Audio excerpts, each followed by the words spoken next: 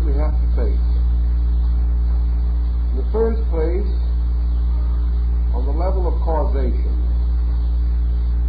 we are dealing with matters that can only be presented symbolically. Actually, the purpose of most of your great cosmological systems is to create an internal picture, a mandala, a meditation image, which the individual must unfold according to the capacities of his consciousness at any given time. Therefore, we are not dealing with problems such as a map of the city of Los Angeles, where each step of the way can be examined and checked. We are dealing with great abstract conceptions. And these conceptions, in their turn, change in meaning as we grow.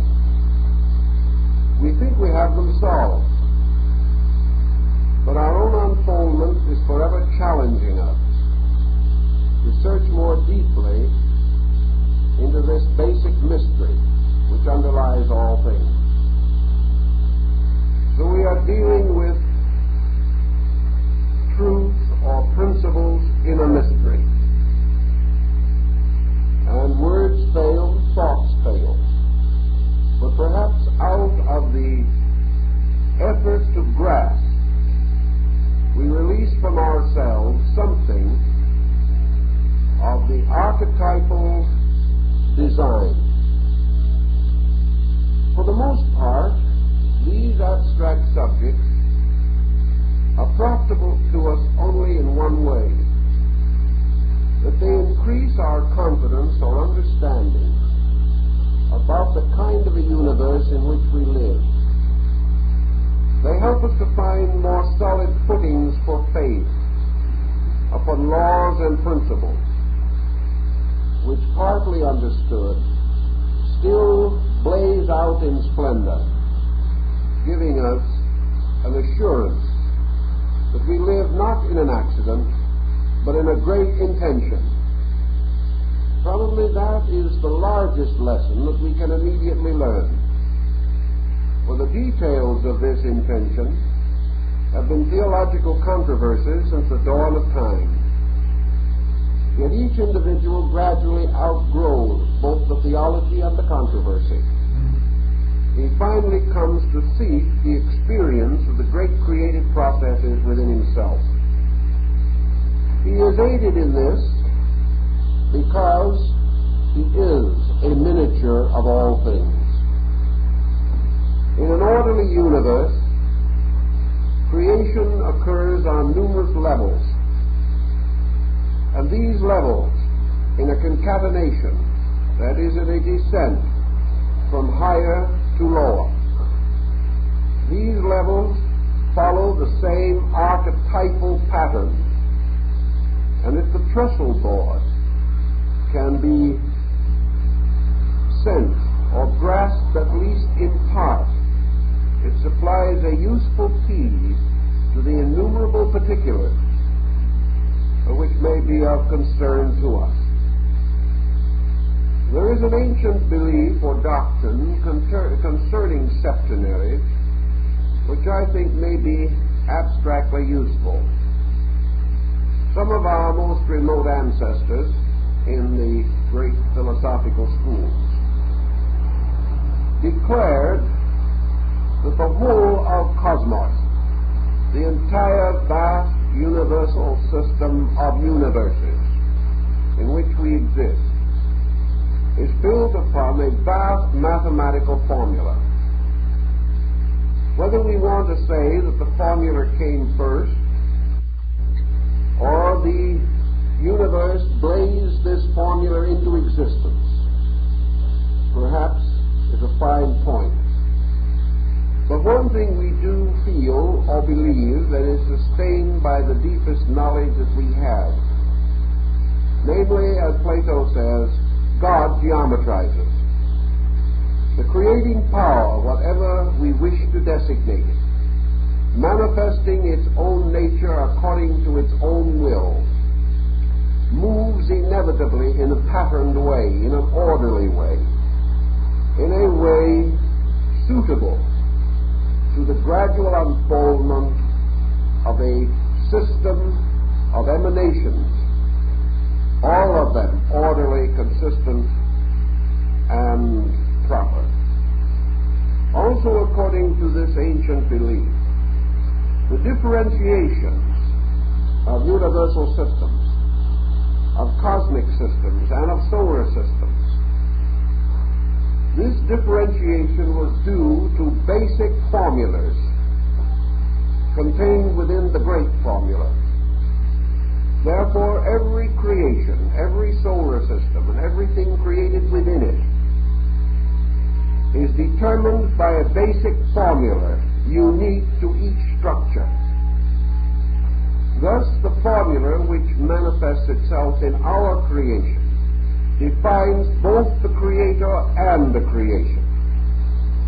And another creation, another system, may emanate from a different formula. This formula determines the pattern, determines the type of life, the growth, the motive, and the end. And this formula in turn is dependent upon an infinite pattern of formulas, which together form the master plan of all. In our subconscious human thinking, and in our racial experience, in our psychology, philosophy, and religion, we have always accepted the peculiar sacredness of the number 7. And we are therefore impelled to assume that the key number upon which our entire solar life unfolds is a pattern based upon the esoteric powers and significances of the number 7.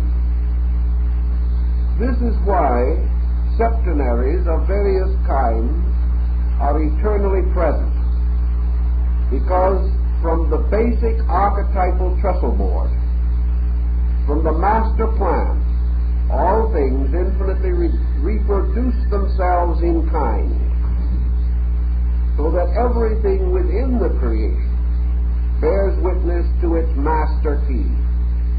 And this master key for us, for our creation, the ancients declared to be a septenary, an unfoldment of all things through the mystery of the number 7. Now, this mystery itself can intrigue us for an incredible period of time. I have seen magnificent calculations built upon it, vast patterns unfolded through it.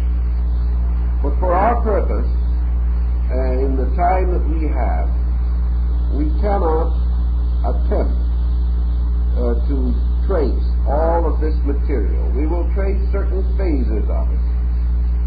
But our principle rests upon the ancient conviction that the archetypal pattern of this solar system is septenary, and therefore that this septenary power is the geometrical energy of the creating principle as it relates to this creation and to all of the parts that manifest within this creation. Now, in a previous discussion, we attempted, from a Buddhistic standpoint, to define the nature of consciousness in relationship to what we term mind, or the illusional intellectual fixation.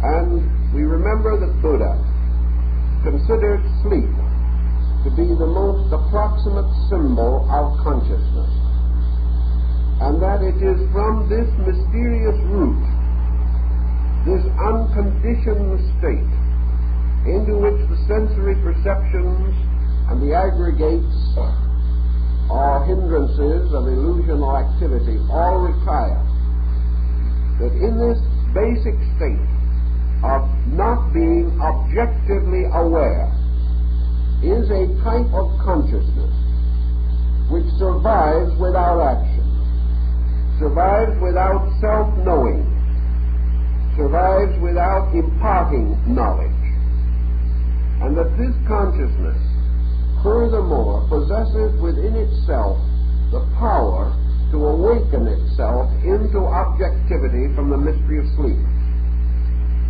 Thus sleep carries within it certain rhythms, certain habits, natural and inevitable to itself. And the individual desiring to awake at a certain time the next morning will awake, although he is not conscious of the circumstances that caused him to awaken. The continuity of this purpose was carried through what we call unconsciousness, to be revived again when the need arose. This same principle corresponds to certain very early Asian teachings.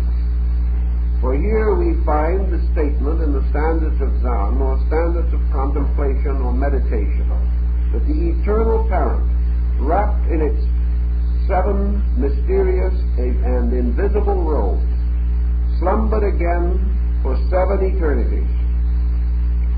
And we also learn that time was not, for it lay asleep in the infinite bosom of duration. Universal mind was not, for there was no vehicle to contain it. Now this represents then the sleeping world, or the sleeping state of root consciousness. We have already pointed out that this problem, the innate nature of consciousness itself, we cannot fathom. We do not know the consciousness as it is, in absconditas, without manifestation, without self-awareness, but simply existing. Yet in the ancient systems, all things that were fashioned, all things that were emanated, all things that were created, emerged from the inscrutable mystery of the eternal state of consciousness, which we liken to sleep. Therefore, that in the pralayas, or the great nights of the gods, things sleep, and in the dawn of new cycles of manifestation, things awaken. Waken as we do, out of the mystery of an eternal law which preceded sleep. For all creation as we know it is recreation. All manifestation as we know it is an emergence from non-manifestation, which in turn was preceded by manifestation. And as the universe is itself a vast unfolding thing, sweeping like a huge population through space, we are also confronted with the mystery of life around us as we see it. Living things are forever being born and forever dying, but life is forever going on. Humanity is composed of an infinite number of perishable beings, that is, as far as their external natures are concerned. Yet humanity has a strangely imperishable quality about it, where it goes on through a constant process of recreation. All human beings coming into birth in the daily existence we know are not born at the same time. Some are born while others are old. Some are born as others die. Some are born nearly at the same time. But there is forever a borning and forever a dying. And yet the vast body of life goes on. Such is the mystery as it emanates from space. There are worlds coming out of space. There are worlds existing in space. There are worlds disappearing in space. But space itself, an eternal principle, is never empty of creations, never without something emerging or something departing, something coming forth or something retiring. The suns and planets and great systems are forever being born, forever fulfilling their destinies, and forever returning again to the mystery of sleep, to the mystery of infinite, absolute causation. And this timeless, dimensionless, ageless thing, which can never die because it knows neither birth nor death, but within which is an infinite capacity of borning and dying, of forever awaking, so that it appears as though every germ which floats in this mystery can be touched by the fire of creativity and burst into a world, and that having passed its proper span, it fades back into the mystery from which it came. And in the back of the great meditation image, then, of your creative processes is this vast concept of an eternal potential, forever producing potencies, an eternal principle, forever flowing into manifestations that are temporal or non-eternal. But the one foreverness in the whole pattern being this forever of livingness, which comes into manifestation forever. Now, some systems have assumed that at the very root and source of the totality is an infinite form of this vast, preconceivable thing, this thing that simply cannot be known, because totality cannot be grasped by parts. The totality knows its parts, but they do not know it. So the universe is infinite capacity, always being filled with infinite potential, and going on and on and on. So the first power of the ancient Godhead was this resident, simple fact of consciousness itself, which may have a pre-existence existence in its nature, a consciousness represented as consisting of two states, one a state of eternal sleep and the other a state of non-eternal awaking, so that consciousness never fully awakes. Consciousness never fully sleeps. Yet consciousness is forever both sleeping and waking. Consciousness as itself, per se, is the infinite root of life, and therefore it has been declared to possess within it the slumbering power of the first manifestation of its own nature, and that is infinite creativity. So at the root of every great system of theology is the Creator. And the Creator is the potential to make known, to make manifest, to make apparent, to bring forth out of sleep into waking.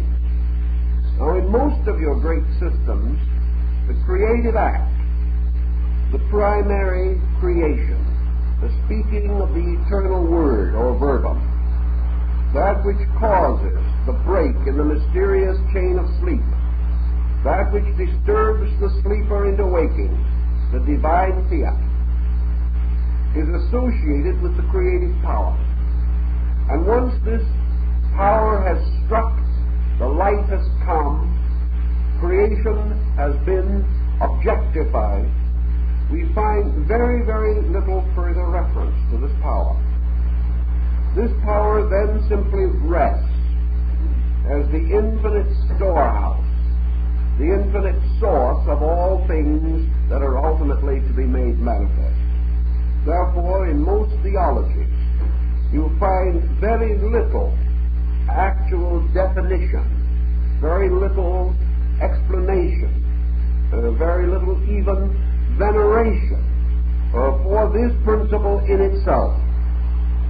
Now we will find, for instance, throughout the world, temples to many deities, but there are very few temples to the simple principle of universal consciousness itself.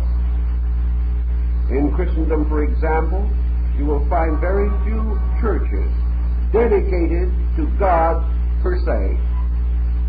You will find deity worshipped through attributes, but symbols of absolute deity. Churches, temples, or shrines in honor of this absolute deity are comparatively rare.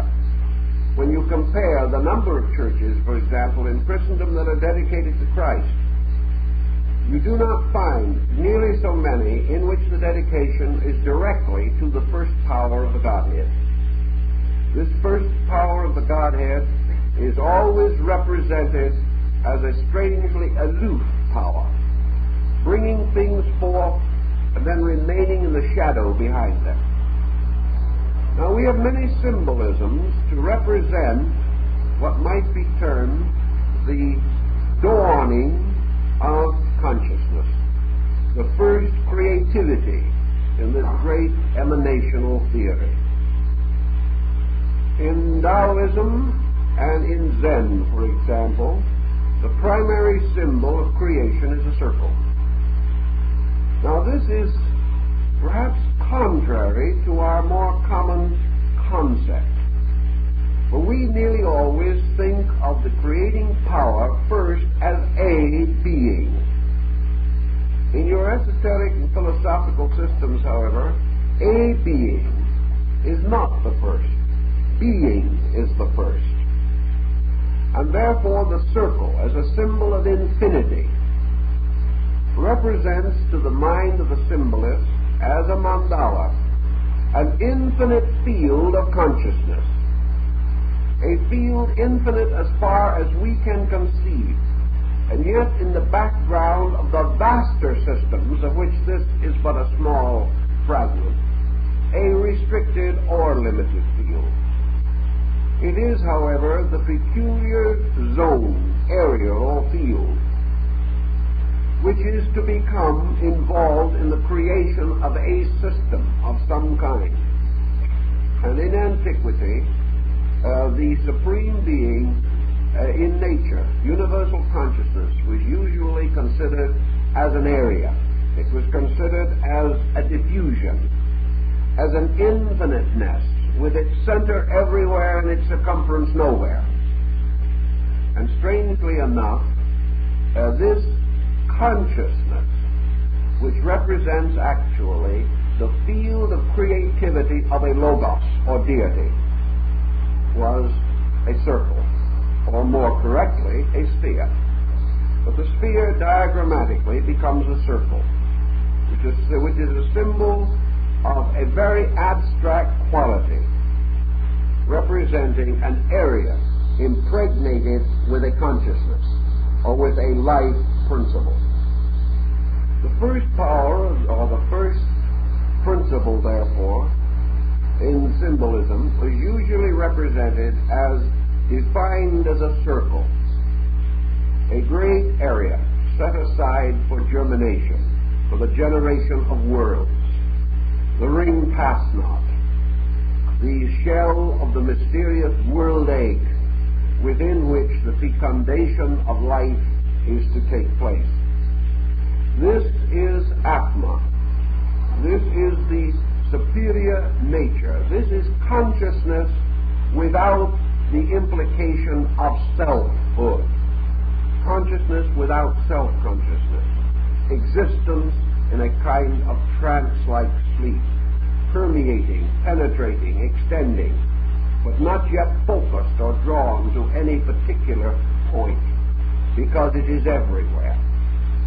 Now, Böhme, the German mystic, attempts to help us with this thinking through his own mystical speculations and visions. And he explains that in this vast area, which is actually the body of the creating principle, undifferentiated, but nevertheless there, as in a mysterious alchemical vessel, a circular globe with walls of glass. Within this, the great alchemy of creation unfolds. And this alchemy is primarily made possible through the second principle or power of the basic creative triad. And this second power, the ancients sometimes referred to as formation. Now, formation is the root of form, and form is a kind of condition. Form and matter are not the same.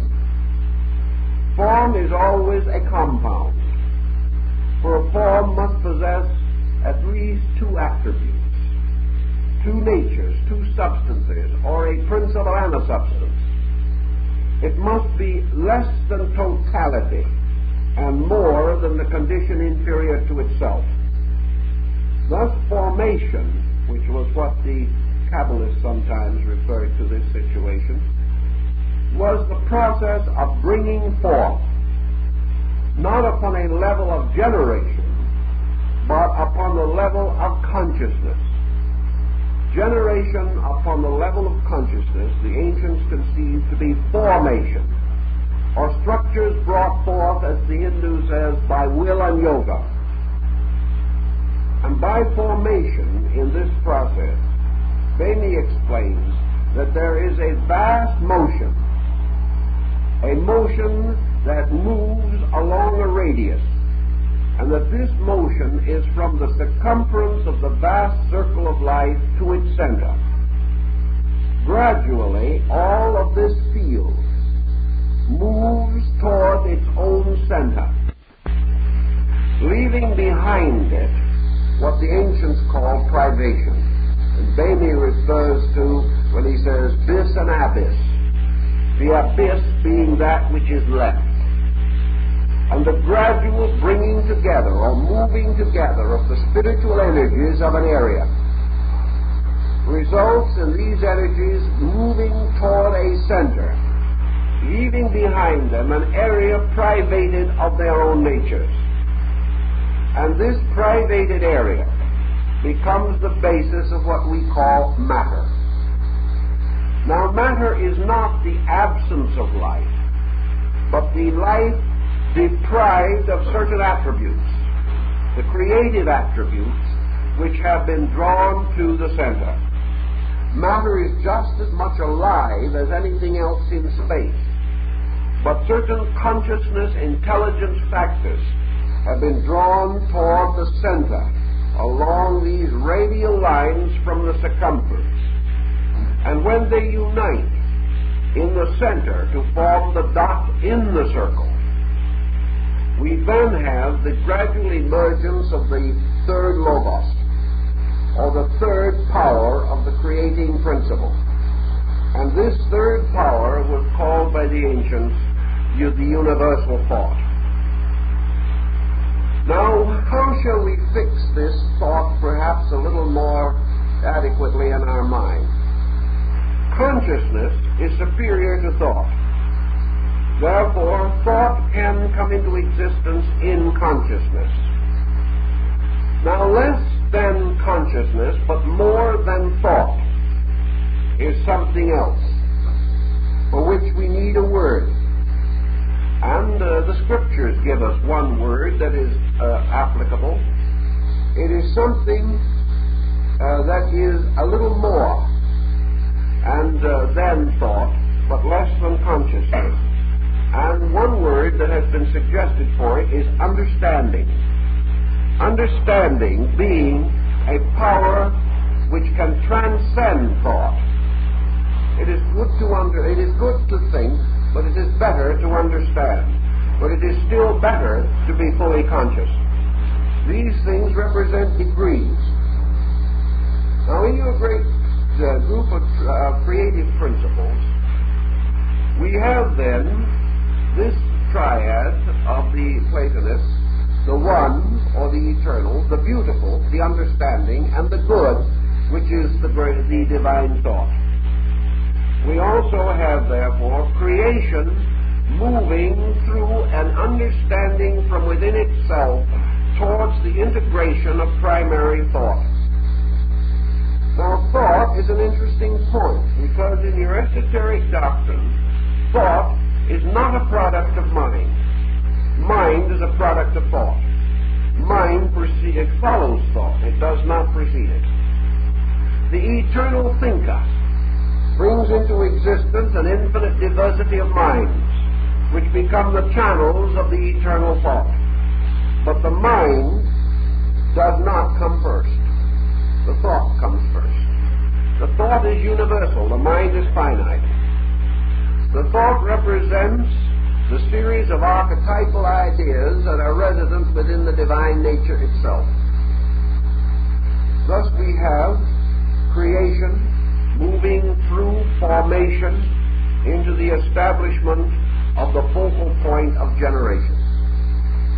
Thought, therefore, becoming a symbol of generating power. Formation becoming a symbol of the processes of universal understanding. Creation being the manifestation of the infinite life itself according to its own inevitable nature. Thus we have a triad now which constitute the three basic principles of existence.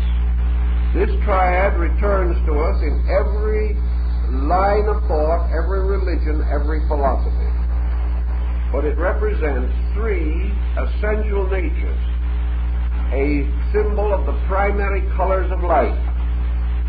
And we find references to these in medieval philosophy, in the treatises and essays on the colors of good and evil, the colors of light and darkness. And of course the color symbolism, which was very important throughout religion and is still very important in the vesture of the clergy and things of that nature. The triad then consists of a gradual retiring of all things from their vast circumferential area towards the ultimate establishment of a point of unity, all moving toward the state of oneness, oneness emerging from allness, oneness becoming an imperishable island in the midst of allness. We find this in the Kojiki in Japan, where the gods caused the abyss to release this imperishable mudland by dipping their spears into the infinite and bringing them up with this ilus or slime on the point. And this formed an island on the surface of the sea of the infinite. So here was the sea of the infinite in the Japanese basic Shinto religion as creativity itself. The gods representing the formators, the great units of understanding, and the island brought up upon the point of their spears the universal thought upon which all things were to be erected. The universal thought is therefore, we will say, the least of the three great principles. Yet into it has been gradually drawn or focused these potentials. And we now have what the Kabbalists call Kethoth, the crown. First the closed eye of the infinite, and finally the eye that blazes open. And we have creation going to sleep when the great eye closes. And we have it awaking when the great eye opens. The eye, of course, the pupil of the eye, is very symbolically a dot in a circle, so that it represents the symbol. And for the creating power itself, the Kabbalah removes the eyelid, because it is stated in the Scripture, the God of Israel neither slumbers nor sleeps. So this great open eye is the symbol of the universe blazing forth. It is the all-seeing eye. But it exists as deity upon the level of universal thought. Behind universal thought, which is the Manasa principle, monastic field of Buddhism, lies the second or mysterious Buddhic level, which is that of understanding, or, in the term of man, illumination. Behind that is Atma, the eternal, that which can know only itself, and to which all things must return, either by the long road of evolution or by the shorter path of discipline. For discipline is nothing but evolution under the control of intelligence or enlightenment. So we have three powers now represented, and here we must pause for a moment in our study of this septenary. We have begun with Atma, Buddhi, and Manas. We have come to the monastic field, which is the field of the great thought. Now, how shall we understand this thought? How shall we understand the non-eternal thought of the eternal thinker? What is this thought, actually? How shall we attempt to define it, other than to say that it is a great center, a great radiating focal point for a creation that is to emerge from it, and therefore that the focal point between Creator and creation is this mysterious vortex of thought. This vortex of thought is the third Grand Master of the Lodge of Jerusalem. It is the third power. It is the master builder. It is the power upon which depends the entire emanation of a world or an existence or a creation. Now, this thought itself in Indian philosophy is usually represented by a mendicant, sometimes by the deity Shiva. Usually, however, it is represented by a being in manifestation, but also in meditation, performing either the Vedantic or yogic mystery. For we come now to what might become the basis of either Hindu or Chinese mentalism, and which probably underlies most of the mentalistic sects that have arisen among Western people, namely that creation in manifestation is entirely a mystery of the release of thought. That this world as we know it, a manifestation, is built upon the mysterious cross thunderbolt of thought. This is a mental creation. It is a creation lying in the divine mind. And therefore, the ancients conceived it as an internalization. That actually the creating power in a kind of yogic suspension internal visualized an existence, vitalized it, and sustained it within its own consciousness. And your universe is a thought in the divine mind. It is a thought, however, which precedes mind as we know it, existing in the divine nature rather than in the human mind, as we are inclined to use the term. Again, our terms are difficult, unfortunate, and must sometimes be used in a contradictory manner because we have no other terms to use. Context alone can help us to keep the pattern straight. From then, let us see where we are with our concept of the basic nature of the creation process. We now have the great seal, the Ungrund of Buddha, of Beni. We have in the midst of it the blazing center of the divine thought. All this is invisible, totally beyond our conception of things, for the sun and moon and stars as we know them have not entered upon the horizon of our conception. These things rest not in matter alone, but in superior worlds. And the visible sun, as Paracelsus tells us, is actually the third sun, and there are two invisible ones behind it. This also would carry the concept of the Godhead. The great or first sun being the spiritual, the second the Christ or illuminate sun, and the third the universal thought. For we think very often of the thought as something shining, the light of thought, the luminosity of the intellectual enlightenment that comes from the dawn of wisdom or reason within living things. The ancients and their astronomy also gave us an interesting point to remember, that the true sun is not in the center of the solar system, but the solar system is within the body of the true sun, which extends beyond the orbits of all its planets, forming a vast field of conscious life energy. And that is truly that this great sun is the one in which we live and move and have our being.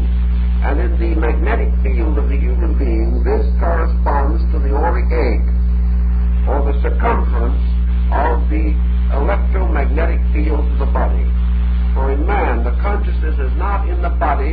body is in the consciousness, and the consciousness itself recapitulates this process, focalizing to produce thought, but actually extending throughout the entire field, and therefore perhaps paralleling the idea of Plato, namely that souls, live beings, falling into generations, come from the circumference of this great system and not from the center, and that suns and planets falling into generation fall from the Milky Way, or the great embryonic field of stars, which the ancients regarded as a vast organism in space. But our purpose is merely to summarize this situation and to say that finally the great triad of invisibles, of causes, of principles, of divine attributes, this triad finally becomes manifested, not visible but manifested, through the first tangible thing with which we are capable of struggling in an effort to understand, and that is universal thought. Universal thought is also something not imprisoned. The ancients said that the universal thought was azonic, as its name implied that it was universal. Therefore, that all thought is a diminishing from this universal polarization. Thought is a unit. Thought is a oneness, extending again throughout the entire nature of existence. There is only one thought, although there may be an infinite diversity of thinkers. One thought sustains all mentality, all mental processes, and this thought itself is the luminous mind capacity of deity. It is the archetypal thinking, the thought, or the Hermes of the Hermetic axioms. For it is said that thought wrote all books, one thought producing all thinkers who in turn attempt to solve the mystery of ignorance and establish wisdom. So in the midst of a great field deprived by the energies which have been drawn to form this great focal point, blazes the invisible intellectual sun, the sun of thought. And now what happens? We have come into a situation that somewhat resembles an hourglass. We have brought the great creativity downward to a focal point in universal thought. From this focal point, it expands downwardly in quality, not in direction, but in qualitative descent. And what it does then is to begin to flow into the field that was left privated by the reduction of energies, as these were drawn to the center to form this great focal central luminosity. Therefore, thought begins to move inevitably into the privated area, moving inevitably over the area that was previously occupied by consciousness. But it moves upon a lower level than consciousness. It moves downward into objectivity as we know it.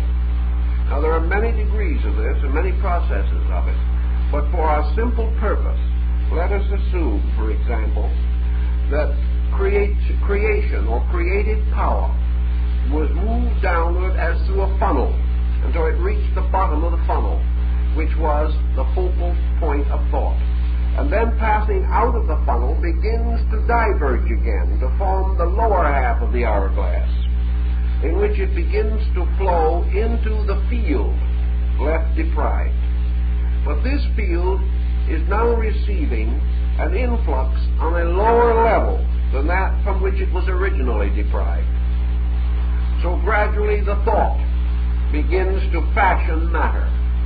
It permeates matter and becomes the basis of something that is to follow. And thought, permeating matter, sets up a twofold motion. This twofold motion consists of the descent of the thought principle itself And as a result of the impregnation of matter by the universal thought energy, a gradual evolutionary process in matter. Matter begins to grow upward by the Gnostic doctrine of emanation. Matter begins to ascend to meet the descent of the light principles. And gradually out of this ascent of matter and the descent of energy, we find the rise of creatures. We find the growth and manifestation of all things. Now thought, having passed downward now into the state of generation from which it is to operate, we have an important consideration held by our ancient brethren. First of all, that the mundane creation, or the objective generation, whatever it may be, has its root in the universal thought. That it is an inverted tree growing downward, to be met by another tree growing upward out of the abyss, and that these two trees ultimately mingle their branches to form one tremendous structure, a structure of internal descending power and external ascending power. These two meet on various levels, and according to their degrees of meeting and the levels on which they meet, species, types, kinds, worlds, planets, everything relating to the inner structure of a creation begins to come into manifestation. Actually, in the descent of this principle also, thought becomes the apex, or the top point of the pyramid of generations. All things have their generating origin from thought. And man, as a generating being, ultimately becomes a mental or thought creator, but not as yet in his present evolution.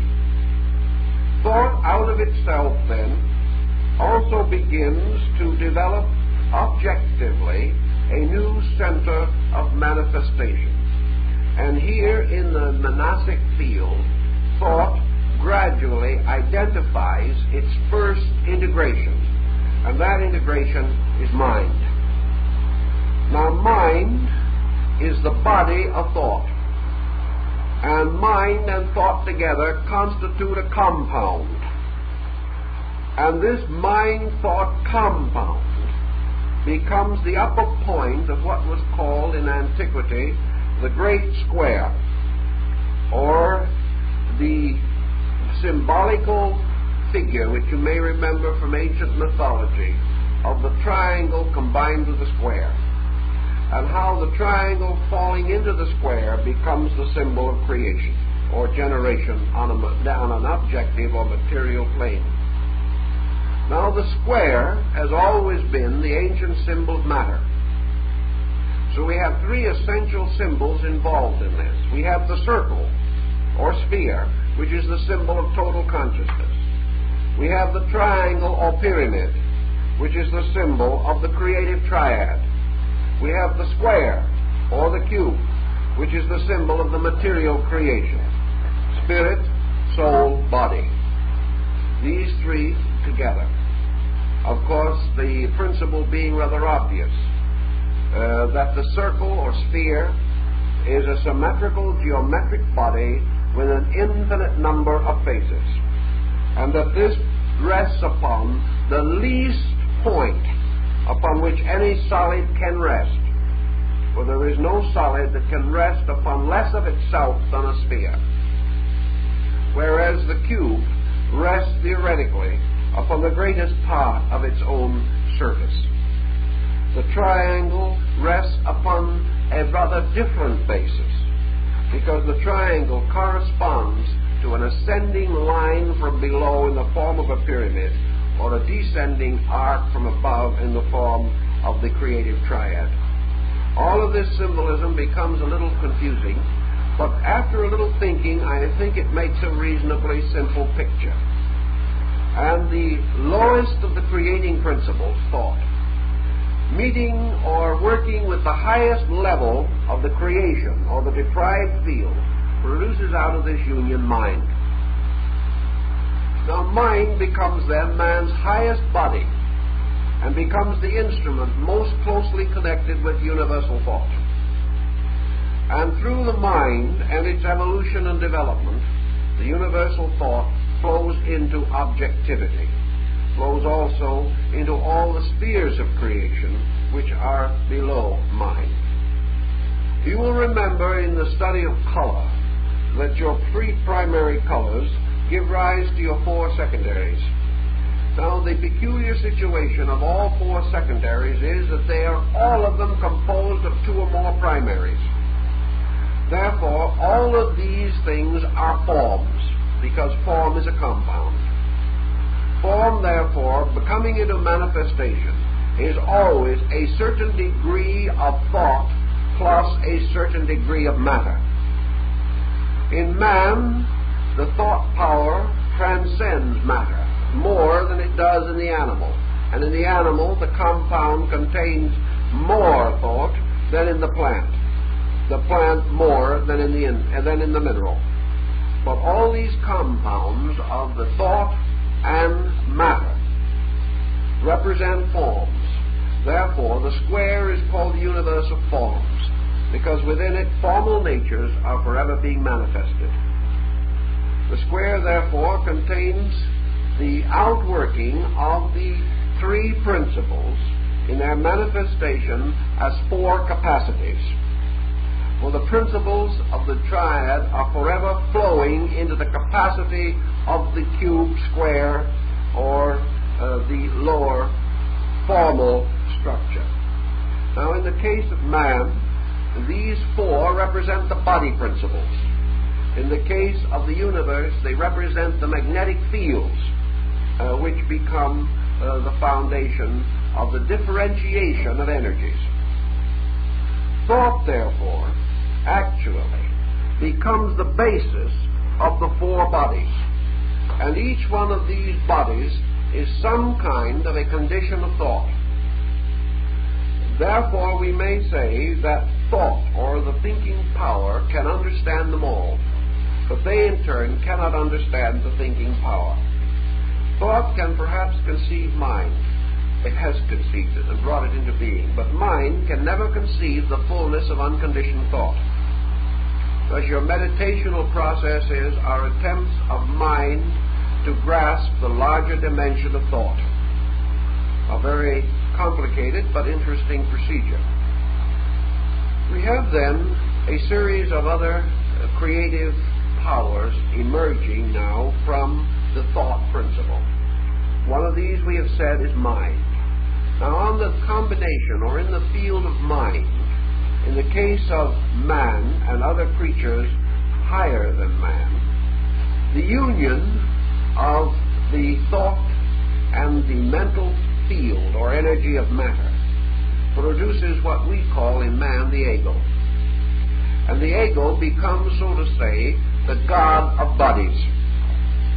And this god of bodies is seated in the mental field of the human being. And it is this that causes man to verge inevitably toward mental attitude and to place the ego above all other considerations. The ego-mind-thought compound is again a triad, for the thought becomes the first person, the mind becomes the second, and the compound of these becomes the third, or the ego. The ego in turn is the generator, and from the generating power of the ego, the lower bodies are projected into existence. These lower bodies in the creative processes being unfoldments or manifestations of potentials, being the power, for example, released through body, of emotion, or the power of growth, or the power of subsistence, which is the peculiar nature of physical matter. Thus we have from the creative triad the power to think, the power to feel, the power to grow, and the power to exist temporally or physically as an integrated compound. Now, each of these things are powers. These in turn including the power of subsistence or physical integration, which means a kind of energy that holds the physical body together but is not the physical body. The power of sustaining a body, of substantiating it, depends upon a kind of energy which is called a binder. It holds. At death, this binder is removed. Therefore, the body disintegrates. The power to integrate, disintegrate is a kind of energy also. So we have the power of thought, emotion, growth, and subsistence, or continuance in form. These constitute the quaternary, or the four secondary attributes, all of which also lie within the superior, but these four are definitely dependent upon thought and emerge from it. Therefore, to feel, to think, to grow, to subsist are actually under the power of the thought principle. Now, when all these things are grouped together, we have 7 basic powers, of which 3 are primary and 4 are secondary, but altogether they are inevitably necessary in the compound which we call a solar system. And they are also necessary in the highest visible being that we know in that solar system, namely man himself. Actually, furthermore, we now have a human being without a body. We have his power to make one. We have his power to keep one, for a time at least. We have his power to hold the atoms together, but we have no body. Because the ancients point out that body, which is the substance or formal principle itself in its lowest degree, is not a principle. Body is not a principle. Therefore, body was the 8th sphere of the ancients. Body is the grave. Body is the physical capacity. It is the cup into which all these energies flow. Body is therefore the great container of principles. And once these principles have been locked within the body, then the body becomes the symbol of this deprived matter, which I mentioned before. And all these principles moving into it begin to work through it. And in the universe or solar system, the body is composed of all of the physical members of that system, being the bodies of the planets and the luminaries. Therefore, the Earth is part of the body of the solar system, just as our own physical bodies belong to us. So 7 principles flowing into a container or receptacle, which becomes both the tomb and the womb of these powers. It becomes the tomb because in it these powers die, but the womb because from it these powers are reborn in the great evolutionary processes of nature.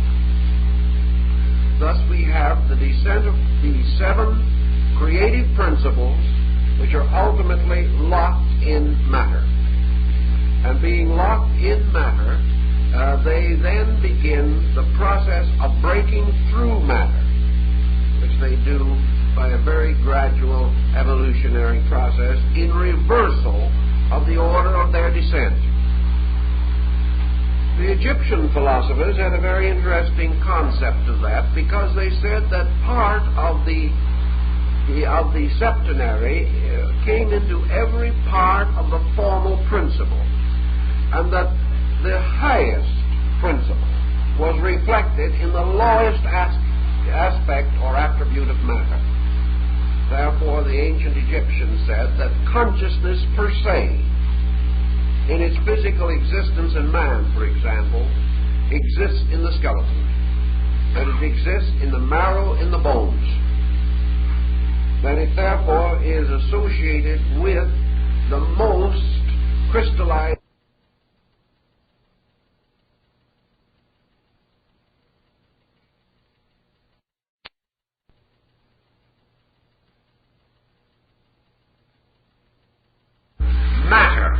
forms itself into organization.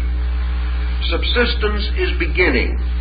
And wherever we find this, we also find the presence of geometrical law at work. Primary rudimentary forms, from the radiolaria to the snowflake, are all immediate geometric symbols. And this principle of subsistence, therefore, strangely reflects the great principle of universal consciousness, which is archetypal. Subsistence is continuance, and that which is eternity in spirit is continuance in matter, subsistence. Matter is, and matter in some condition always is. Forms break up to return to matter, but matter absorbing all forms remains itself. Consciousness eternally is. All emanations of consciousness have a conditioned existence and finally return to it again. Consciousness, therefore, not only gives birth to the great invisible energies of life, but also must contain within itself the principle of form. All bodies return ultimately to consciousness. On the mystery of causation. On the material, physical level, all bodies coming from matter return to matter again. So, daemon est deus inversus. The superior and the inferior are reflections of each other. Matter claims all forms to itself. Consciousness claims all life to itself. Therefore, matter and consciousness have this peculiar inverted ratio to each other. Both are the polarizations of the same symbolism. Matter then becomes negative consciousness, and consciousness becomes a kind of positive matter. And these two symbolisms become the extremes of this great process. All compounds must be dissolved. Material compounds dissolve to matter. Sidereal or universal compounds dissolve into space or into consciousness. But the earth eats up everything that is of itself, but the spirit returns to God who gave it. And the positive pole eats up all of creation, ultimately including matter. So you have a symbolism that is very useful if you want to use it to try to understand the difference between matter and space, for example, which has become very significant in the Einsteinian concepts. Space absorbs all things in a strange way and is a universal graveyard. Just as surely as a forest lawn absorbs certain of our gentry and is a very fashionable resting place for that which is no longer held by substantial existence and is disappearing back into the strange abstraction of matter. So we have the mineral kingdom representing subsistence. The mineral continues. Nearly all minerals can be broken into crystalline structures. They are all peculiar, simple manifestations of primordial energy. They, however, have an incredible subsistence and go on and on and on. They can be reduced by breakage. They can be fractured by cleavage, yet the parts remain, the parts remain, the parts remain. And when you come down to the least conceivable part, you still have the root of matter. It remains. These things may pass from visibility by fragmentation, but that which is material retires into a matter state, which, however, has a metaphysical aspect, because behind matter is another kind of energy. There's no end to these ramifications, but for our purpose, that's as far as we can go. Now, the next point is that the power of growth, or vitality, which contains within it also the power of color, we find gradually emerging through the plant kingdom, in which universal vitality breaks through the mineral existence, creating for itself first certain bridges, which we call lichens and things of that nature, and moving upward from the soft stones that hardened and the hard stones that softened, and finally producing a capacity for growth, a capacity for release. And we find coming out of the physical the vital, in the form, of course, of the earth, where coming out of the earth itself is the infinite flora with which it is universally covered. Now, in man, this vitality has certain physical symbolism, as, for example, hair, but it also has an invisible symbolism in the term of vitality, the power to escape into action, the power to escape into generation. And the great power that is given by vitality is this power of generation, which is represented by the seed pod, or represented by the power of these things, not only to subsist, but to reproduce their kind. This is done on the level of vital energy. Some of these vital forms have great endurance, as are Sequoia gigantea, that may live for 6,000–7,000 years. Others have a comparatively brief span of existence, but in each instance, vitality is breaking through matter, raising the form from the mineral to a vegetable state.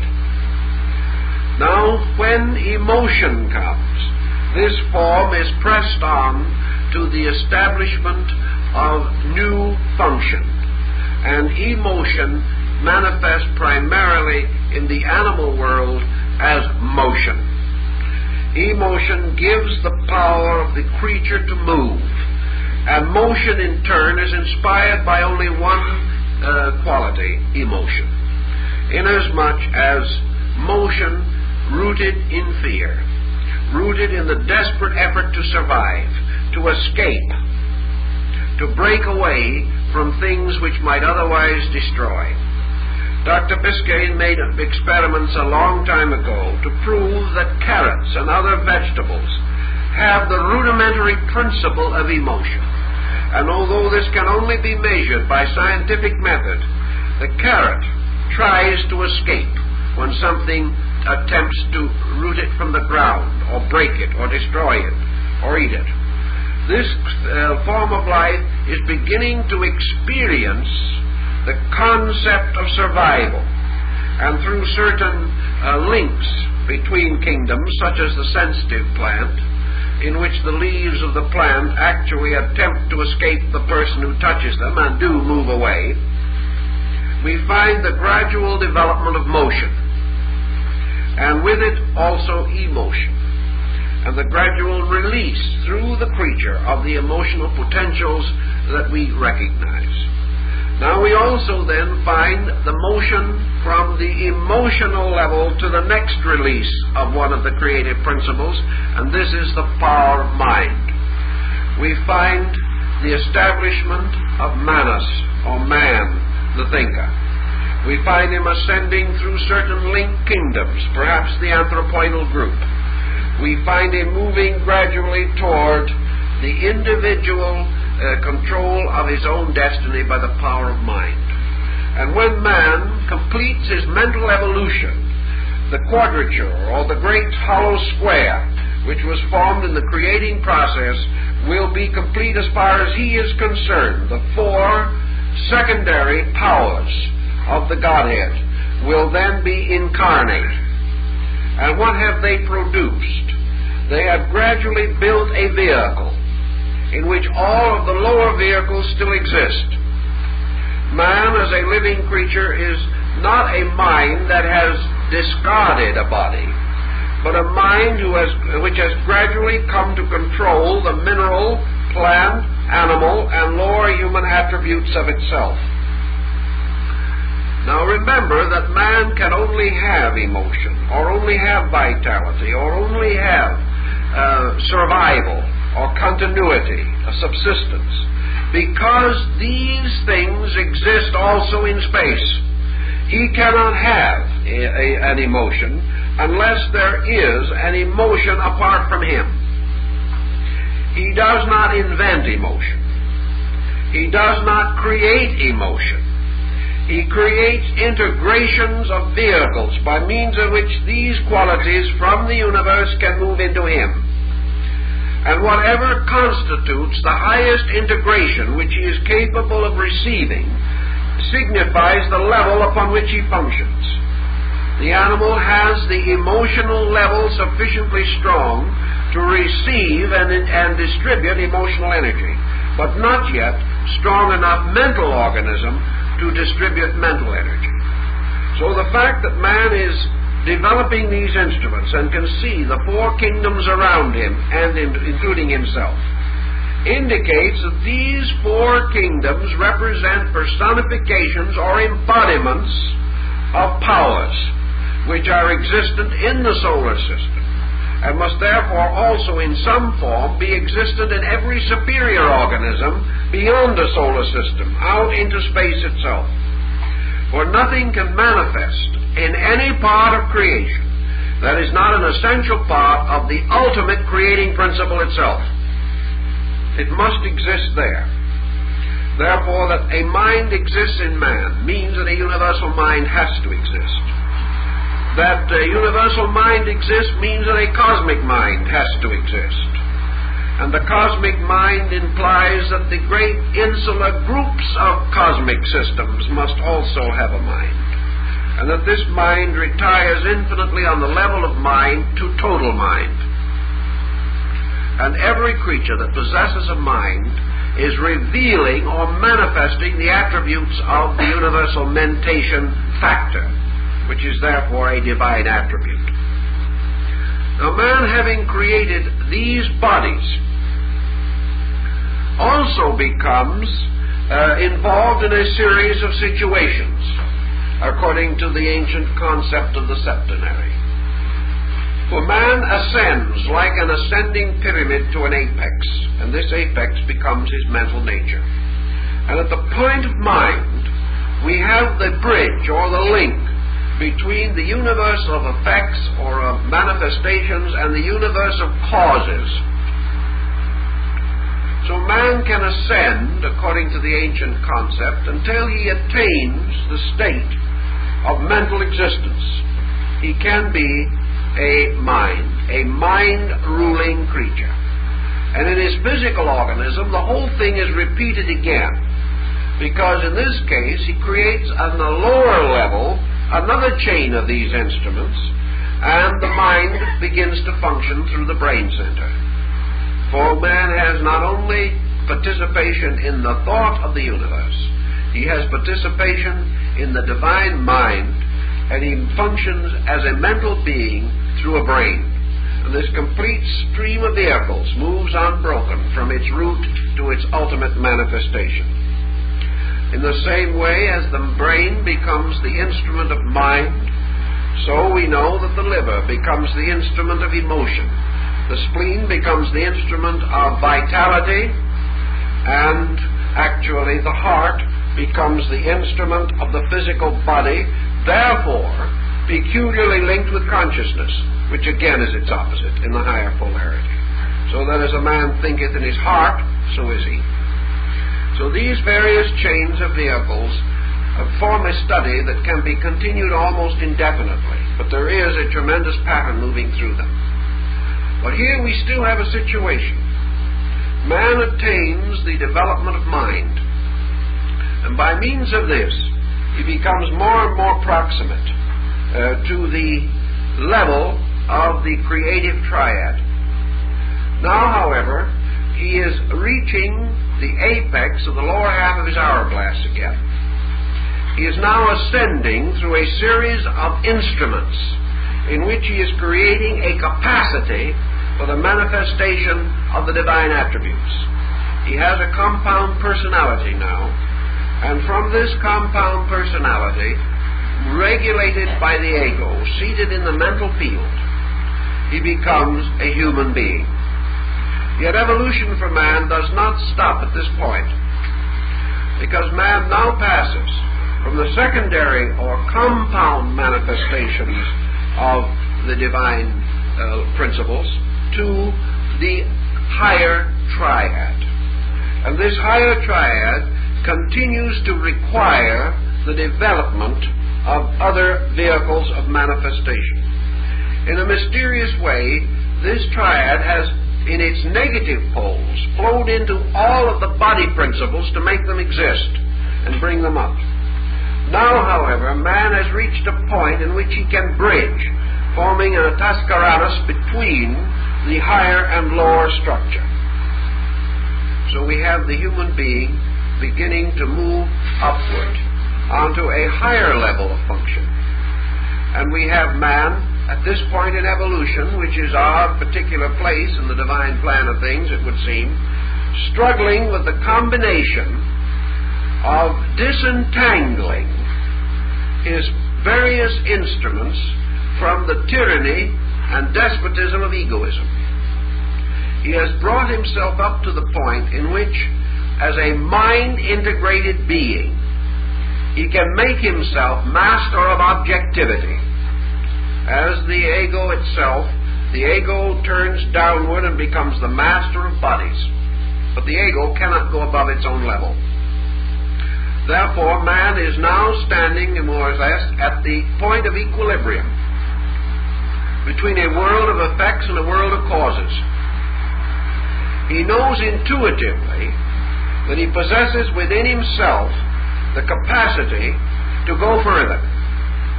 He knows also, if he studies these subjects in the spirit of the ancient teachings, that he has to go forward, that he must continue to grow, because actually he is on his way not merely to self-existence, but to the unfoldment of the great septenary. And at this point of his development, he is very close to this mysterious line which divides the creative triad from the creation quadrad or quaternary. So he's struggling now with this mysterious problem of the interval between ego, mind, and thought. Now, ego actually is a product of mind. Buddha points this out very clearly to us. Namely, that there is a kind of mind that is not egoic. That the ego is a self-created concept, depending for its existence upon the attributes of the five senses or sensory instruments. Consequently, that this is an artificial entity and that mind lies behind it. Therefore, we have a great many philosophies in the world in which the individual tries in one way or another to discover what he calls divine mind. He tries to experience mind without self. And we find this in our meditational systems. The individual attempting to achieve through the renunciation of the focal point of selfhood. So we have the very concept of renunciation. For the individual, regardless of what he renounces in terms of worldly goods, no human being has anything important to renounce except his own ego, which is the cause of most of his troubles anyway. It isn't the poor worldly goods or chattel that he accumulates really has done himself or anyone else any harm. It's his own miserable misuse of these things through the tyranny of his ego.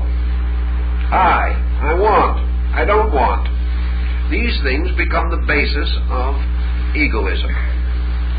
So in your mystics, whether it's Christianity or non-Christian, you find the concept of unworldliness, the breaking away, the giving up of worldly goods, the distribution of wealth among the poor, the retiral to the hermitage in the desert, the sacrifice of worldly honors.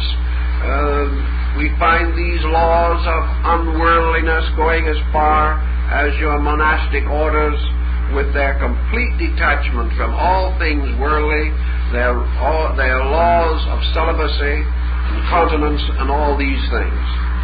And this old concept that we've had from the beginning, that if it made us happy, it was bad for us, give it up. All of this is a struggle with the concept of the individual trying to break away from the peculiar hindrance which he recognizes in his own self-determination, his determinism to do as he pleases, and the recognition that in some way that this is not what is supposed to be. That all of this leads not finally to the path of glory, but only to the grave. So in the individual, we find the gradual social emergence through the history of the race of principles that are essentially unselfish. We are not even sure we can define the word unselfish adequately. But we know there are degrees of selfishness, some of which are worse than others. And we try to proceed from the worst toward the better, leaving that behind which is no longer tolerable. But all this is a motion away from ego, back into the integration of manas, or the pure principle of the thinker. Because your sage and your scholar has always taken the attitude that the true purpose of man is that he shall think. And that in order that he may think, he must conquer ulterior motive. Because no thought can be pure that is pressed upon him, forced upon him, or rises within him as the result of pressure or tension. Wherever the individual has an ulterior motive, he cannot think straight. And wherever he has an ego, he has an ulterior motive somewhere. It is almost inevitable. They go together. The little thing itself is just plain ulterior, and you can't do anything to get away from it. Gradually, the more wise of peoples have realized that you do not attain this end, however, by declaring war on the ego. Perhaps some have chosen a very interesting but a little difficult method. They have attempted to attain liberation by bewildering the ego, by surrounding it with so many incomprehensibles that the poor thing is totally outwitted. That is not the answer either. The answer to the whole situation simply lies in the gradual recognition of values greater than the self. We find this escape, this release, more correctly, therefore, through what we might term our great idealistic cultural motions. We find that the early Christian, for example, valued his faith above his life and died in the arena. He put a principle above self. The patriot sacrifices his life and his worldly goods to free his nation, placing a common good above his own. The artist will go in poverty all his life, or the musician, perhaps like Mozart or Schubert, will come to an end through practical starvation or malnutrition in order to keep faith with great art, with great music, with great creativity. We find individuals who find creativity more rewarding than worldly acclaim and choose obscure and difficult fields, or go out into some barren region to make it flower, simply because some spirit within them is stronger than the immediate satisfaction of their material natures. Thus mind gradually overcomes ego. And perhaps at the end of this overcoming of ego by mind, we have reason. Now, reason is a peculiar word, because to most people, reason sounds like a rather cold, calculating solution to the problem. But now let's go back to our formula for a moment, and here's one simple little example of how you use it. Because actually, many misunderstandings arise because we do not recognize compounds. The reason of man, which is suspended above ego, verging toward the true nature of mind, must, by virtue of its creativity, partake of the divine consciousness, and it must also include within it the ascent of the emotional content of the personality. So that when we find what we call cold reason, we merely find reason in which warmth has not been permitted to develop. Reason is not cold. Reason has no deficiency in the elements of divinity, the developments of understanding, the developments of emotion or feeling. Reason must generate just as much as animals do. Reason must grow just as plants do. Reason must have a subsistence just as minerals have a subsistence. And reason must be thoughtful just as man is thoughtful. but it must be also creative, formative, and generative, just as the creative triad is, because all of these are locked within all of the others. And reason must flower in all its aspects. The 7 great principles must all blaze out of it, or it is not true reason. But true reason, now representing to us a condition superior to egoism, brings us closer and closer to the mind nature.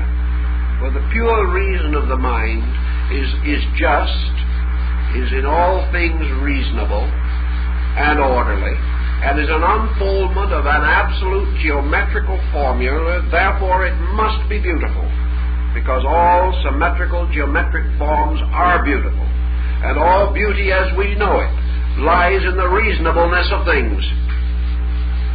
So that reason should be something awkward, distorted, cold, is simply because human beings have thought of it that way.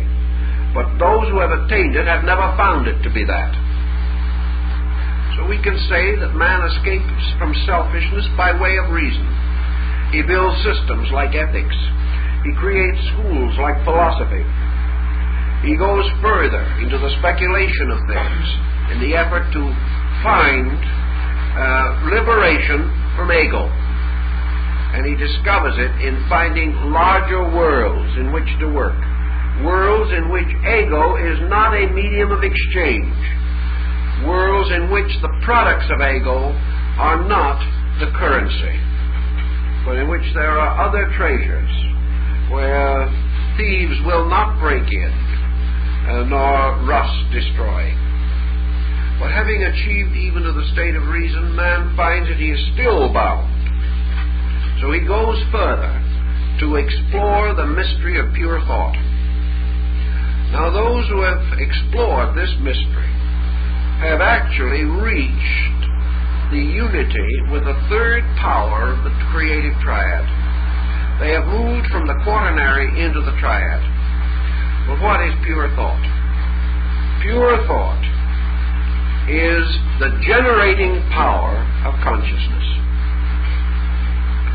Pure thought is forever creating. It is creative thought. It is the type of thought which rises not in reason, but in something greater than reason. It is that thing which we call perhaps inspiration. It rises into the higher brackets in which thought in man, becoming tuned with universal thought, causes man to think with God and not about God. Think with his brother man and not about his brother man. Think with the universe and not merely think about the universe. So as the Eastern philosophers tell us, this at-one-ment of pure thought corresponds to attunement with the third person of the great triad of creative energies. And those who have solved this mystery of universal integration or attunement or at-one-ment have found the mystery of the Pentecost. They have found the mystery of the Holy Ghost, or to what in Christendom is the third power of the triad. Now, assuming that we have reached this point, we know that we have gone about as far as man can hope to go, because as yet we are not aware of the nature of those vehicles which go or completely transcend mental integration. Yet we know, however, that the next vehicle which lies behind that is what the Buddhist calls the Buddhic sheath. Now, the Buddhic sheath represents the second power of the Godhead, coming into the concept, therefore, we call formation, or the motion of consciousness towards center. But now we are radiating outward instead of going inward. Involution was the gathering of these things.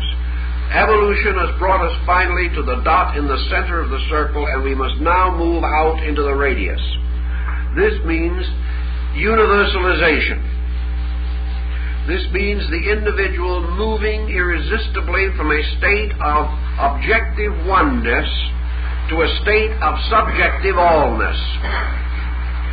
He is therefore forced to move away from himself as a person and towards himself as a cosmic principle in space. Selfness in the sense of gradual identification with total being. Now, in the Buddhistic philosophy, which perhaps is a simpler presentation of it as we can find anywhere, because at least of its familiarity to us more so than some of the less known schools of Eastern philosophy, we have this idea, therefore, of the attainment of Buddhahood. We have this process of man gradually passing out of the cycle of rebirth, because egoism or mental individualism is at the root of rebirth. We find the individual, however, also passing into a state of what they would have termed, and did term, illumination. Now, this illumination is the person moving into a state of internal awareness, which becomes more and more surviving and consistent, and brings greater and greater sense of internal power. The consciousness of a universal life power beyond thought. This would be equivalent, of course, to Buddhahood, and the field of this, the great energy space field, covered by the second power of the Logos, or the second Logos, is, of course, the Messianic field. It is the field of the principle of beauty. It is the field of the sphere of divine love. It is the positive pole of desire in desirelessness or compassion. And in the second power of the creating principle, we have the ultimate and final sublimation of man's concept of emotion and its restoration to its divine unity. Thus we have the idea of this returning home across the bridge, and Christ as the embodiment of this principle, saying that none come unto the Father save through the Son, or through this medium distance of the universal acceptance of the infinite love of God. So the end of wisdom, or the mental focus, is to discover deity as absolute reality, absolute law, absolute good, for that matter, or intellectually as absolute truth. But as we proceed to the second person, or ascend now above this to the second power of the Trinity, we have to find the experience of consciousness as absolute love, absolute compassion, because we are dealing now with a very intricate but very important equation. Man, searching always for escape from selfness, has discovered way down on the material plane of his action a principle, namely that the greatest power that can cause him to forget himself is to love something else. That by love he overcomes his own ego. That true love releases him from the tyranny of self-desire. In a strange way, true love also takes his mind away from its own mental focus. There is self-forgetfulness in the service of the beloved. Thus man finds a strange release, even temporarily and temporally, in pure love. Love as unselfish as he can conceive it to be. So he moves this concept into this great concept of the creative triad, and finding his own consciousness on its pilgrimage or search toward the infinite, he tries to identify himself with the principle of formations, which is this principle of love. he also recognizes that in some mysterious way that this love is a bridge between existence as he knows it and the total absence of that existence. He suddenly discovers that absolute unification with consciousness can only result from total self-forgetfulness, that he can never discover the nature of ultimate being while he can remember himself. This is a peculiar point, but as he proceeds in his investigation, he discovers it to be true. He must therefore experience something that causes himself to become totally unimportant. And the only experience that he has found is some kind of a high emotional experience. And that this emotional experience, in the term of sublimity, causes him to have an absolute desire to participate in the nature of this sublimity. Therefore, through the ultimate and utter love of God, the individual achieves the means of final attainment of universality. He does it not by his wisdom, but by his, as St. Francis of Assisi expressed it, through this absolute passion for God. Now, in a strange way, the terms probably are not so good. I don't think St. Francis actually meant passion as we know it. I think it was this infinite longing, this infinite desiring that transcends any loneliness of earth. Man finally lonely only for God, and therefore completely ready to obey, completely selfless, completely dedicated to the final attainment of the absolute state, in which all condition has died out. And it is only through this absolute, unconditioned dying out of condition that the individual finally comes back to the first power of the Godhead, which is this strange, eternal creativity. He experiences also that this eternal creativity, this thing which he recognizes as the paternity of God, God the infinite Father-Mother of all that lives, God the infinite parent, infinitely loving its creation throughout infinity. Man, to reach God, must some way reach this, and must even perhaps pass through it into the great silence from which it comes. But he cannot attain this deity consciousness without passing through this infinite love of deity for creation, and the discovery that law, truth, wisdom, and love are all one thing. That they are degrees of the maturing of this infinite capacity for reunion with the infinite.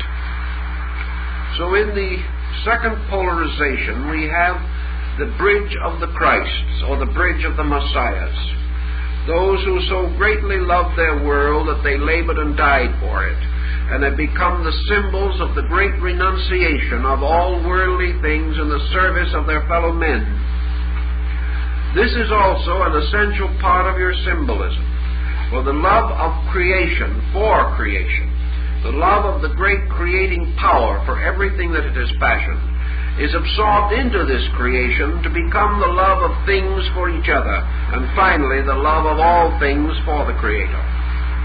So this tremendous power, this great potential, this great creative attribute is also locked within creation. And the release of this attribute to its highest degree is the release of the second power of the triad. That which follows this, the final union of the separated being with the great quietude, the great sleep, which is unconditioned consciousness itself, transcends description. No one has ever been able to express it except symbolically, of the individual as a person in absolute faith and in absolute love, like the small child going to sleep in God. What that sleep is, not knowing, but with a perfect faith that beyond the sleeping in the appointing of things is the waking, which must always follow. But as man physically in this world, if he has lived a reasonable life, if he has kept faith, goes to sleep at the end of his days with a full inward conviction of the rightness of things, so in the infinite, that being which has learned to understand, learned to love, and learned to long for the Creator from which it came, goes to sleep in consciousness, in space consciousness, with a perfect faith and a complete realization that this is going home, that this is the return of the spark to the flame, that this is the return of the part to the whole, and that beyond this there is no night and there is no fear. Thus, out of the principle of messianic faith or love comes also this infinite acceptance. For just as deity must blaze forth in the fullness of all things, so man in searching for deity must arise to the realization of the fulfillment of all things, that everything is there. Everything is in its natural and proper place.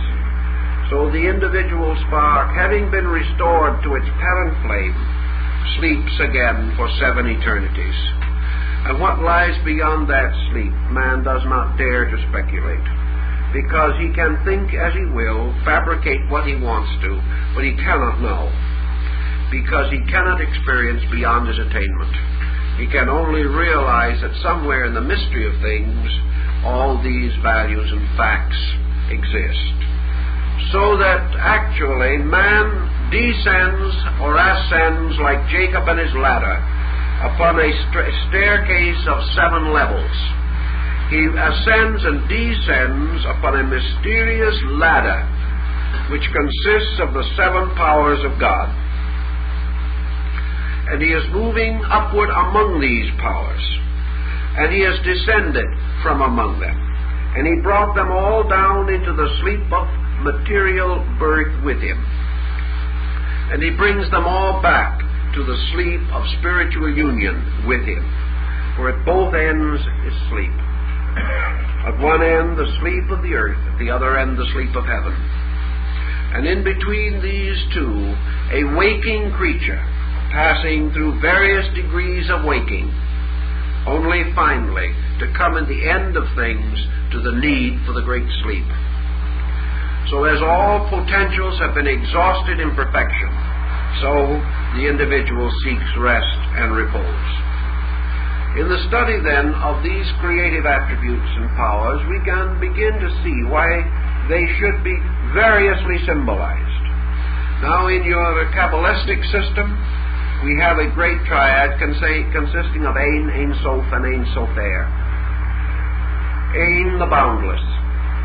Ein Sof, the boundless life. Ein Sofer, the boundless light.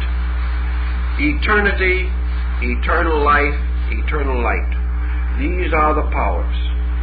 Eternity, forever existing, is the first person, the consciousness per se. Eternal life is the eternal motion, a long radius from circumference to center and from center to circumference.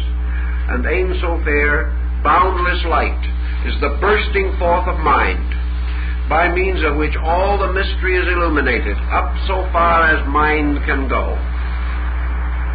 Out of this moves the great order of structure, and in the Old Testament it is presented to us as the 7 days of creation.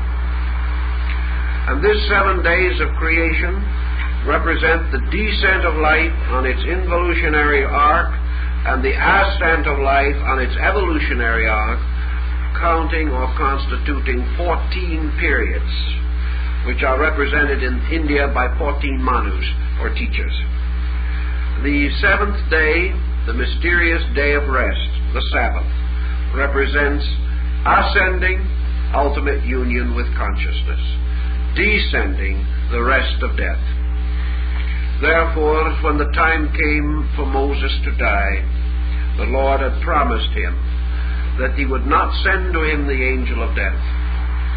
Therefore the Lord came himself and gave Moses the kiss of sleep, and he went to sleep in the hills of Moab.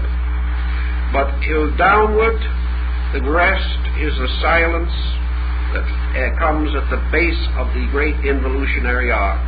For in this silence sleeps the mineral, with its consciousness locked in darkness. At the top, eternal consciousness, its own nature, dark to us because we cannot understand it, and immovable, unchangeable. Between these two, the great ladder extends its rounds and rungs. A man descending comes finally to the darkness of matter, and ascending to the equally impenetrable darkness of total consciousness. And in this arc between, he passes through all the conditioned states that we know. Brahma, Vishnu, and Shiva represents exactly the same principle as far as these situations are concerned.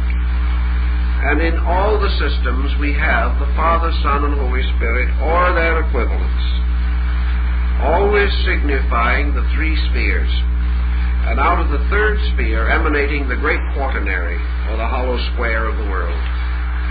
We have in Bacon's New Atlantis the College of the 6 Days' Work, in which man, by attainment, ascends the Scala Intellectus, or the ladder of the intellect, finally coming to the great silence, which is the Sabbath of the Lord. We also have it in the Rosicrucians in the Silentum Post Clamoris, or the silence that ends all things, and in Bemi likewise. For behind and beneath all things we find being eternal, the great silence, from which all the sound comes and into which all the sound must return again. So we have the sound and the fury as far as objectivity is concerned. But this strange life of ours is rounded with a sleep. And not only the sleep below, but the sleep above. And all of it takes place within the great circle of consciousness, which is to man total sleep. And within sleep, these wakings come. These dreams exist. And in this sleep, what dreams may come. And we'd always have to think of ourselves, perhaps, as dreamers slowly awakening. And when we awaken from the dream, we do not know what kind of a world we will live in. But we do believe firmly that at the end of the great evolutionary dream is the ultimate union with reality, the ultimate outgrowing of all conditioned existence, the ascent of the numbers, as Pythagoras taught, this mysterious pyramid of numbers called the tetractys, which finally ends again in the one in turn finally disappearing into totality. So man is now fighting to escape the concept of one as the first and regain his understanding of one as the all. To do this, he must transcend the one in himself and attain to the all, which is the only one. This is also your Sankara philosophy in India. It is the principle behind this great philosophical system. So man grows up and down through the 7 creating principles, or the 7 powers of God. And in various ways these powers have been embodied, personified, attributes have been given to them. But in every religion, your idol is only a picture of an ideal. And there are very few truly idolatrous people. What we call, therefore, these symbols of gods and deities are really efforts to create pictures which will cause thought, which will explain in some way, upon some level, ideas substantially too abstract to be understood. When we begin to recognize this, we will realize that the 7 great gods of the ancients, like the 7 wonders of the world, are all symbols of the 7 powers of the Godhead. And that within these powers we live and move and have our being at all times. And that every condition through which we pass is a conditioned state of these powers. That beyond these powers there is not anything else. There is not even vacuum. For what we call vacuum is merely the totality of these powers in an undifferentiated state. And that we are moving in a strange way from unknowing to self-knowing, to universal knowing, to unknowing. And at the end, we pass back into a state which we can neither define nor estimate. But in the great theater of existence through which we pass, everything we work with, the chair, the table, the book, the person, the invention, the music, the most simple device, the soap, the wood, the paper, all these things have no existence and no substance apart from various compounds of cosmic energies. Just as surely as we can reduce every physical substance to its electrons and ions, just as surely as we know that the new hat we bought for Easter is actually an energy, a condition in energy, which incidentally, psychologically, was very energizing to us at that moment also. That all these things are energy. But more than this, these things are forms. They are forms of some kind. And every form that exists is a combination in various levels of action or relationship of the 7 creative powers of God. Therefore, there is no such a thing as a profane world, and there never can be. There is no difference between things sacred and things not sacred except in human acceptance or rejection. Everything is equally divine, whether it be the mysterious deity we worship in space or the little dog we pat on the head. These things are all God unfolding. And therefore, we have a deep and wonderful responsibility to life. And it is our privilege, as best we can and as rapidly as our own beings permit, to become increasingly aware of this truth. And by becoming aware of it, break the mysterious, magical spell of the ego, which binds us to the concept that there is ourselves and something else, when there really is not something else. An ancient Chinese teacher was brought before a vast group of people and began a speech. And he opened his remarks by saying, "And you, my dear friend." In other words, he spoke to 10,000 people, but he referred to them as one friend, trying to point out the union in them. He was not speaking to many people, but to one person. He probably could have gone further and included himself among them, but perhaps it was a difficulty in language. But his concept was that he was not speaking to many, but to one in many appearances. In the universe, we have not many things. We have one thing, manifesting primarily through 7 powers, and proceeding or emanating from this to infinite diversity. But regardless of all that diversity, the great framework stands. There is one which becomes 7. There are 7 which become 1. And even this becoming belongs to thought only, because the 1 and the 7 were always identical. And the 7, attempting to become 1, have always been 1. So that the attainment is the discovery of the fact, and not the establishment of a new or different condition. If we can carry those thoughts in mind, we probably will have enough to think about for this coming week. Now, we have 2 or 3